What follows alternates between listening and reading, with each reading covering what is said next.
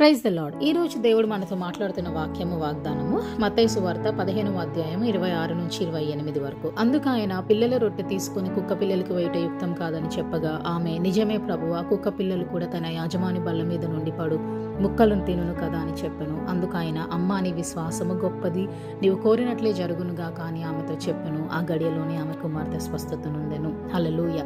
మనందరికీ తెలిసిన వాక్యమే అండి ఈ స్టోరీ బైబిల్లో. మరి ఆ కానానైట్ విమెన్, కానాను స్త్రీ మరి యేసు ప్రభు వారి గురించి తెలుసుకొని, నా బిడ్డకి స్వస్థత కలగాలి, నా బిడ్డ దయ్యము పట్టి ఉంది, ఎంతో మంది దగ్గరికి వెళ్ళి ఉండొచ్చు, డాక్టర్స్ దగ్గరికి వెళ్ళి ఉండొచ్చు, ఎక్కడికెక్కడికో తిరిగి ఉండొచ్చు, కానీ ఎక్కడ కూడా ఆమెకి హీలింగ్ అవ్వలేదు. కానీ యేసు ప్రభు వారి గురించి తెలుసుకొని ఆమె వచ్చి అడిగింది. అప్పుడు యేసుక్రీస్తు వారు ఏమన్నారు?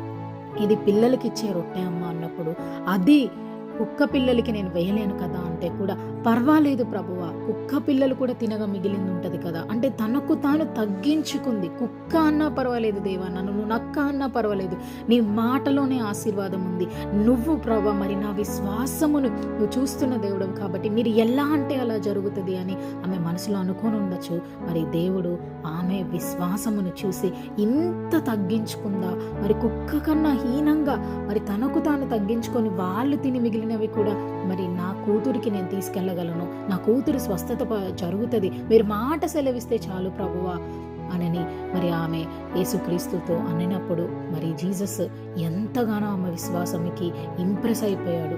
ఏమనుందమ్మా, నీ విశ్వాసము గొప్పదమ్మా అన్నాడు. మరి ఈరోజు ఆమెకున్న విశ్వాసము మనకుందా? మనకు మనం తగ్గించుకుంటామా? యేసుక్రీస్తు వారు ఏం మాట పలికినా కూడా అది ఆశీర్వాదమే. కొన్నిసార్లు అది లేట్ అవ్వచ్చేమో, కానీ దేవుడు మన విశ్వాసముని టెస్ట్ చేస్తూ ఉంటాడు.